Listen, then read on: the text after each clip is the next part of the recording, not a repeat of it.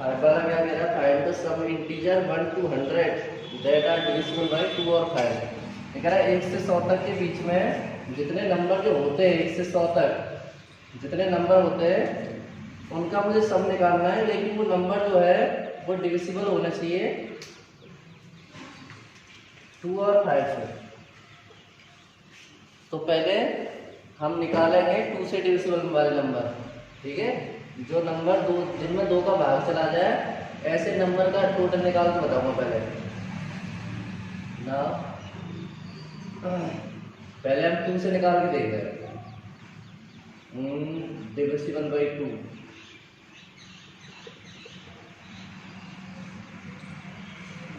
तो 1 2 आएगा, 4 आएगा, 6 आएगा, डॉट डॉट डॉट डॉट का कहाँ तक लेना है हमें, 98 तक, ठीक है। बिटवीन कह रहा है तो नहीं कह रहा है, ये कह रहा है find the sum integer from, ठीक है, बिटवीन 100 तक लेना है बस, बिटवीन नहीं कह रहा है। तो ए की वैल्यू कितनी है 2, डी निकालोगे 4 में 2 या 2, एन निकालने के लिए क्या बताई थी हमने, ये लास्ट टर्म हो गया, ये लास्ट टर्म टी एन से डिनोट कर लो या एल से डिनोट कर लो, ठीक है। और एन की वैल्यू निकालने की ट्रिक क्या बताई थी हमने कि लास्ट टर्म में से फर्स्ट टर्म को माइनस कर देना, 100 में से 2 गया क्या बचेगा 98, कॉमन डिफरेंस डिवाइड कर देना 49, एक ऐड कर देना 50 आ जाएगा, ठीक है। तो फार्मूला क्या होता है ना, सम ऑफ फार्मूला लिखाया था, अगर लास्ट टर्म दे रखा हो और सम ऑफ फैक्टर निकालना हो, यही तो लिखाया था हमने एपी में। एन की वैल्यू है 50, नीचे 2, ए की वैल्यू 2, एल की वैल्यू कितनी है 100, तो ये 2 से कट गया 25, तो एस एन की वैल्यू आ गई हमारे 125 गुणा 102 है ना। 25 गुणे कितने आएंगे 50, 0, और 25 का 0 मतलब 0, और आसना ही 5, 25 एकन 25, 2550 आ गया, ठीक है। अब निकालेंगे, अभी तो 2 से निकाला था, एंड डिविजिबल बाई 5, जो 5 से डिवाइड है 5, 10, 15 ऐसे 100, इनमें 5 के बाहर चला जाएगा, ठीक है। तो ए की वैल्यू कितनी है हमारे पास 5, कॉमन डिफरेंस कितना है, तो जरूरत नहीं लिखने की, ये लास्ट टर्म हो गया 100, हमें टोटल निकालना है ना। और एन की वैल्यू पता ही है 20 आएगी, कैसे आएगी 20 भाई, 100 तक 50 तक 10 टर्म होते हैं 5 के, 5 50, और 100 तक कितने हो जाएंगे 20, या ट्रिक से निकालो। अब हमें निकालना है सम ऑफ एन टर्म, तो ये हो जाएगा हमारा n/2 ब्रैकेट में a प्लस एल, तो S N equal to N की वैल्यू 20/2, और ए की वैल्यू कितनी है 5, प्लस एल की वैल्यू कितनी है 100, 10 बार कट गया, ये कितना हो गया बताओ 105, गुणा करो कितना आ जाएगा, एक और बढ़ जाएगी, है ना। अब मुझे ये तो 2 मैंने निकाले हैं, अब मुझे दोनों को क्या करना है जोड़ के लिखना है, लेकिन इसमें थोड़ी सी दिक्कत आई है। दिक्कत क्या आई है, हमने ये ध्यान नहीं दिया है, उसमें क्वेश्चन में ये बोला है कि ओनली ऐसे नंबर्स का टोटल निकाल के बताओ जो ओनली 2 और 5 से डिवाइड हो, और किसी नंबर से डिवाइड नहीं जा रहा होगा उसमें, ठीक है ना, जाना चाहिए। तो हमने ये देखा कि इसमें तो 10 भी आ रहा है नहीं आ रहा है, 10 भी आ रहा है, तो एस 10 में 100 का भाग भी चला जाएगा। तो मैं क्या करता हूँ, वैसे भी दोनों का एलसीएम कितना आएगा 5 में 10, तो एक काम करवा, जैसे 5 से डिविजिबल निकाला ऐसे 10 से डिविजिबल और निकालो ना, डिविजिबल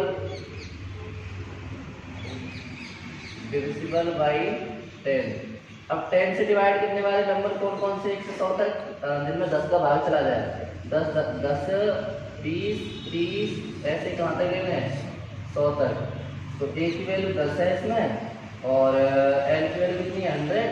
फार्मूला क्या होता है, S N equal to n/2 bracket में a plus L, S N equal to N की वैल्यू कितनी आएगी 10, 10 होंगे 10, नीचे 2, ए की वैल्यू 10, एन की वैल्यू 100, 2 से 5 बार कट गया, और ये कितना आ गया 110, 110 गुणा कर दो 11 पन्ना 55, ठीक है ना, सही है। इतना ही आ गया। अब पहले आप नोट कर लो, इसके बाद कंप्यूट करेंगे।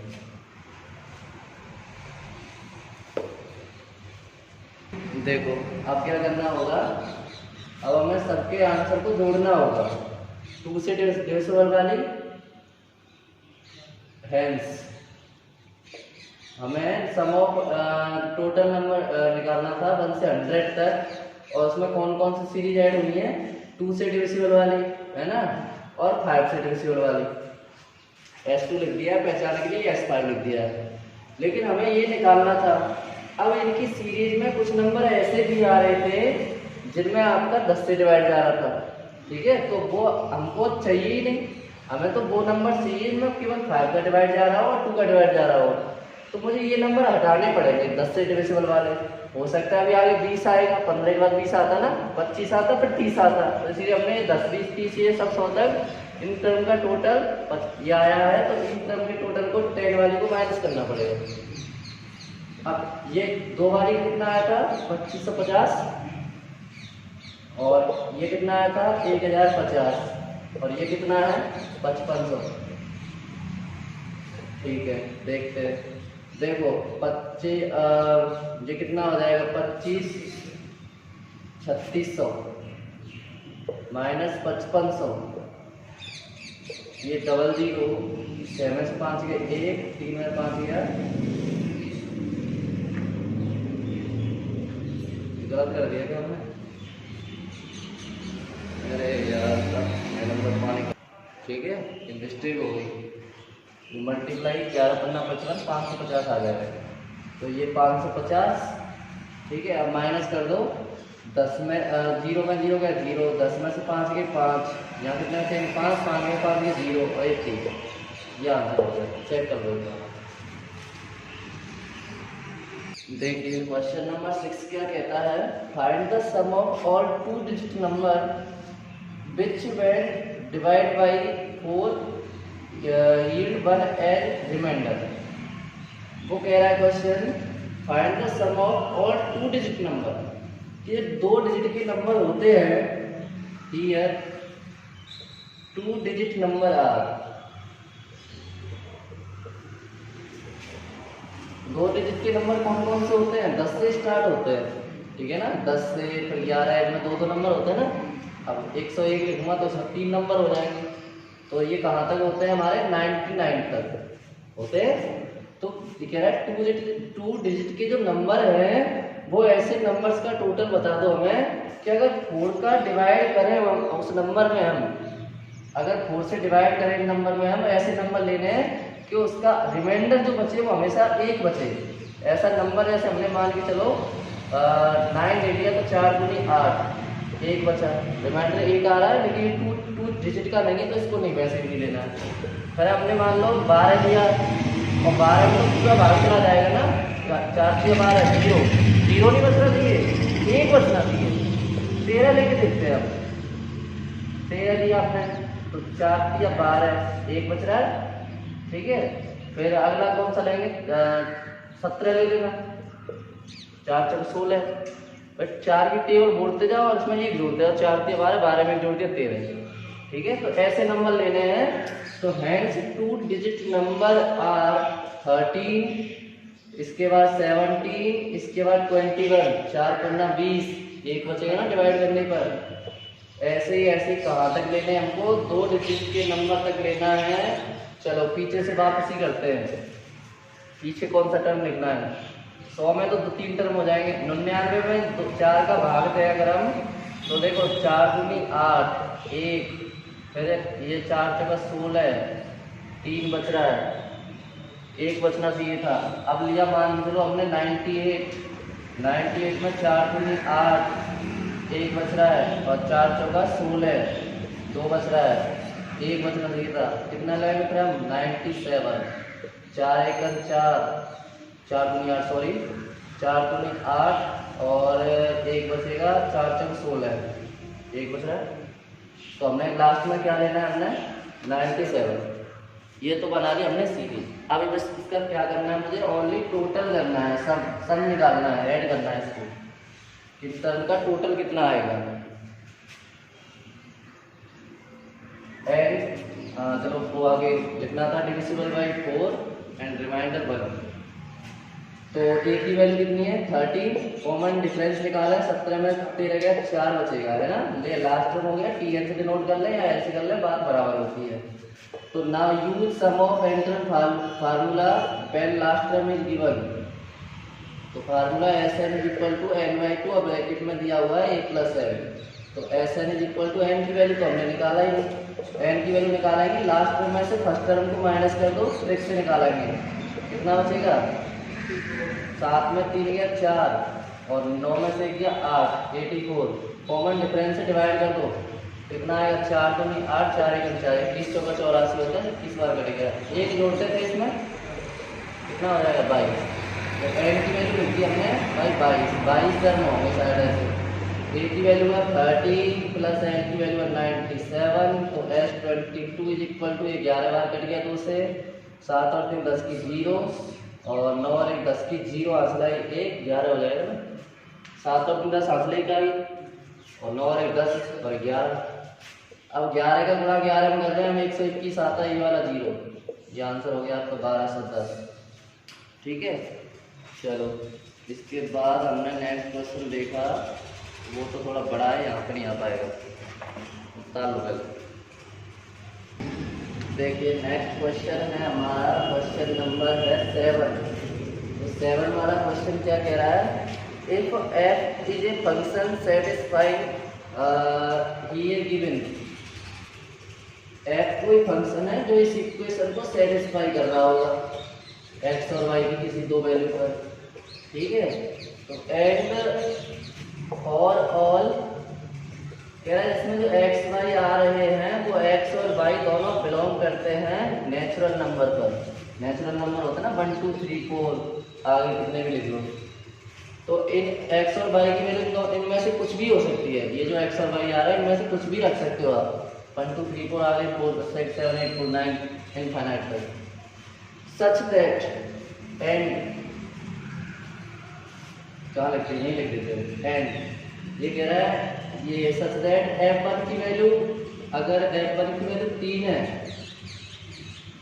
एंड इसके बाद कह रहा है सच दैट के बाद सिग्मा x इक्वल टू 1 से n तक fx की वैल्यू 120 है। तो बताओ n की वैल्यू कितनी आएगी। फाइंड क्या करना है हमको, फाइंड करना है हमको n, ये निकालना है। अब सुनो हमारी बात ध्यान से, एक बार दोबारा से रिपीट करेंगे। ये कह रहा है f कोई फंक्शन है जो इस इक्वेशन को सेटिस्फाई करता है, इसमें जो x और y है वो नेचुरल नंबर है, कोई सा भी रख सकते हो, और f1 की वैल्यू 3 है। तो कह रहा है बताओ इसकी वैल्यू कितनी आएगी। तो ठीक है, हमें तो इसकी वैल्यू निकालनी, क्या करेंगे, x की सिग्मा का मतलब होता है प्लस करना, और कहाँ से प्लस करना है वो तो नीचे लिखा होता है, कहाँ तक प्लस करना है वो ऊपर लिखा होता है। तो x की वैल्यू 1 रखते जाओ इसमें फंक्शन में, x की जगह 1 रखेंगे कितना आएगा f1 प्लस, क्यों आया सिग्मा लगेगा। अब x की वैल्यू 2 रखेंगे कितना आएगा f2, 3 रखेंगे f3, 4 रखेंगे f4, 5 रख लो, 6 रख लो, 7 रख लो, ऐसे लास्ट में आप n रखने जाओगे तो ये fn हो जाएगा।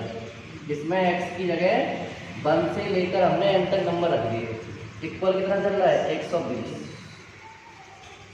ठीक है, अब सुनो, मैं फंक्शन को कब ऐड कर सकता हूँ जब मेरे पास इनकी वैल्यू होगी। अब मेरे पास f1 तो दे रखा है, इसकी वैल्यू तो है मेरे पास g1 दे रखी है, कितनी है f1 की वैल्यू कितना है 3, लेकिन f2 कहाँ से लाऊं। ठीक है, तो f2 की वैल्यू देखो अब कैसे निकालूंगा मैं, इसकी वैल्यू इसकी वैल्यू इसकी वैल्यू कैसे निकालेंगे हम लोग। तो ये fx प्लस वाई यहाँ पर दे रखा था, तो इधर रबर कर लेता हूँ, fx प्लस वाई उतारना है आपको, वैसे fx मल्टीप्लाई fy दे रखा है। ठीक है, गौर देना है, कह रहा है x प्लस वाई, x और y को आप इधर दोनों को अलग अलग लिख सकते हो ऐसे फंक्शन के साथ में। ठीक है, तो f का मल्टीप्लाई कर दिया fx और ये fy हो गया। ठीक है, होता नहीं है सब।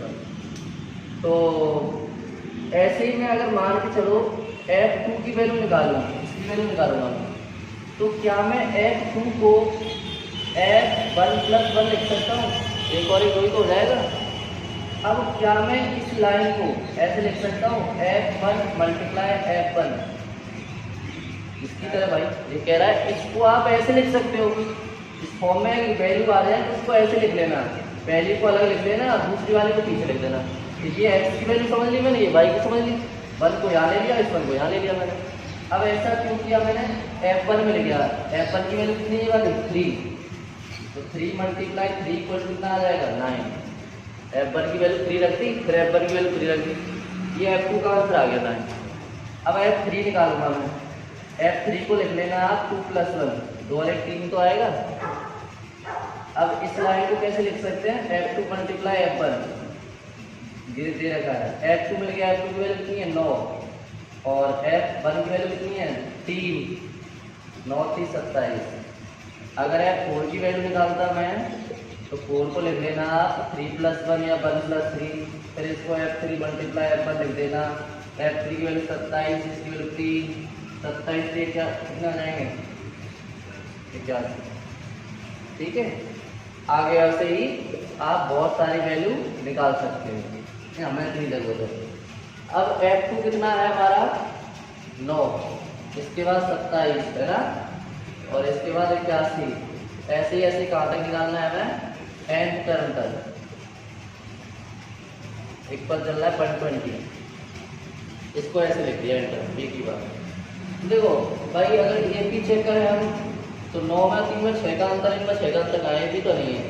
जीपी चेक करें 3 तक 9, 9 3 27, 27 से क्या है जीपी बन रही है, 3 का रेशियो आ रहा है, ए की वैल्यू कितनी है 3, आर की वैल्यू 9/3 डिवाइड किया 3 आ गया, एन की वैल्यू तो एन है ही, तो इक्वल 120 चल रहा है। तो इस सीरीज को ऐड करने का फार्मूला लगेगा जीपी से ए आर की पावर n-1/r-1 इक्वल टू 120, यहाँ लिख देते हैं हम लोग। तो ए की वैल्यू कितनी है 3 और आर की वैल्यू कितनी है 3 की पावर n, नीचे 3 - 1 और ये 120।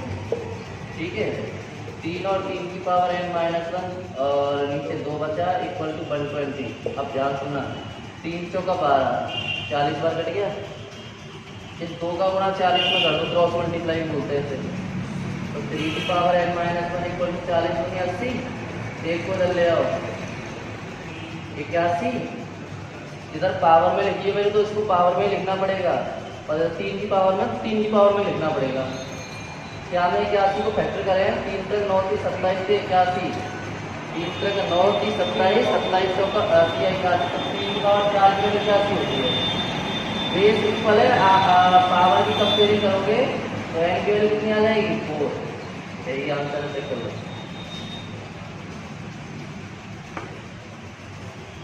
देखो नेक्स्ट क्वेश्चन ये कह रहा है, क्वेश्चन नंबर है हमारा 8। क्या बोल रहा है, the sum of sum term of GP 315, GP के कुछ टर्म का टोटल 315 दे रखा है। तो भाई हमें नहीं पता कितने टर्म का टोटल, तो हमें ऐसे सिलेक्ट कर लिया हमने कि एन टर्म का टोटल होगा। फिर क्या कह रहा है, who is first term and common ratio r 5 and 2 respectively.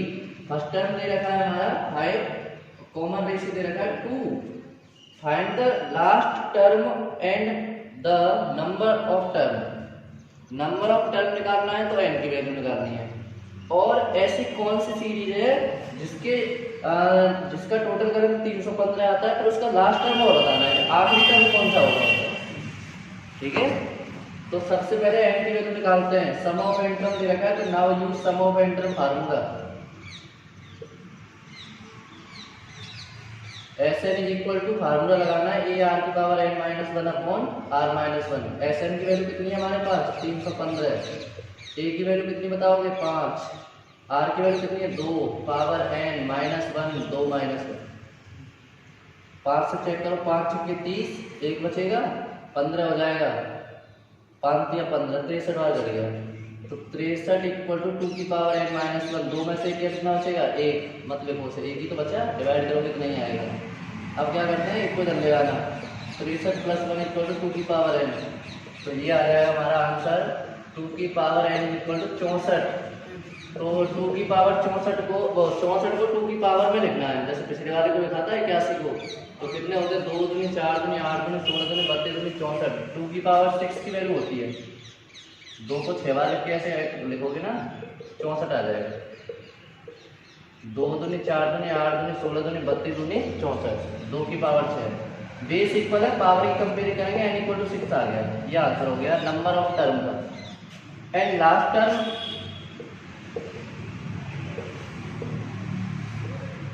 Of series, तो सीरीज का लास्ट टर्म क्या होगा ये बताना है मुझे।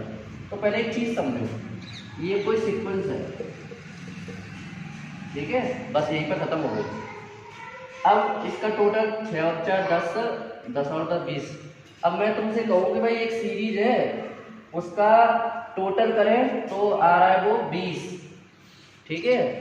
अब मैं कहूँ इसमें कितने टर्म है, 1 2 3 4, n की वैल्यू कितनी हो गई 4।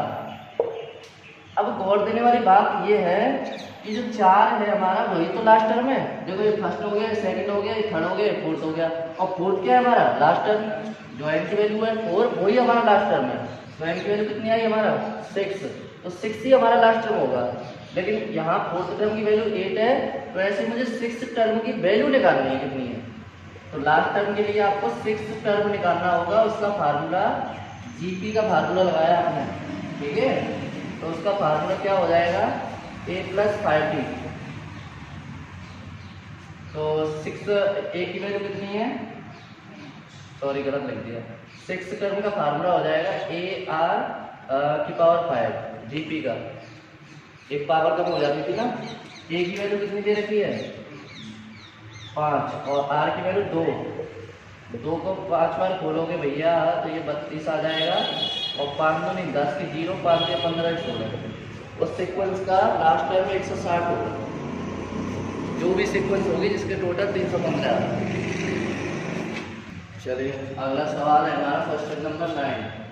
इसमें क्या बोल रहा है सवाल, कह रहा था last term of A GP is 1, sorry गलत पड़ गया, the first term of A GP is 1। एक जीपी का फर्स्ट टर्म दे रखा है 1, हियर गिवन, जो दे रखा है वो जानकारी लिख लेते हैं। फर्स्ट टर्म को ए से नोट कर सकते हैं। जीपी का फर्स्ट टर्म दे रखा है 1, the sum of third term and sum of third term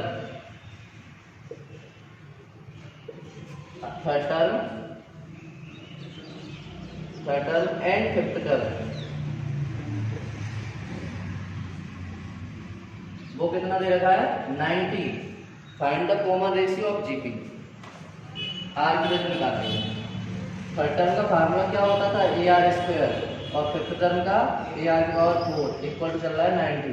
ए की वैल्यू पुट कर दो 1 इक्वल टू 90। इसको जब ले आओ, इसका मल्टीप्लाई करोगे बस में इतना ही आएगा।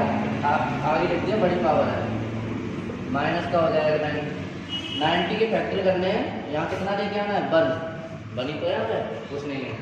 तो 90 के फैक्टर करो 1 लेके आना है, 10 और 9 हो जाएंगे, 10 9 90 होते हैं। तो ये आ जाएगा 10r² माइनस का 9r², ठीक है। इसमें से कॉमन आ जाएगा, ये r की पावर 4 है, r² कॉमन आ जाएगा, तो r² प्लस का 10 बचेगा। इसमें से 9 कॉमन आ जाएगा माइनस का, तो 9 90, माइनस कॉमन निकाले तो प्लस हो गया। ये कॉमन निकाल लेना, दूसरे ब्रैकेट में r² माइनस 9। इसको लेते हैं, अगर हम r² प्लस 10 को 0 के ऊपर रखें, इसको जब लेके आए तो नेगेटिव और दोनों साइड में रूट लें, प्लस माइनस कर जाएगा, लेकिन इधर तो रूट निकल नहीं पाएगा, ठीक है। तो यहाँ r की वैल्यू निकलेगी नहीं। अब दूसरे ब्रैकेट को लें, रूट ले लिया, प्लस माइनस 3, ये आंसर हो गया।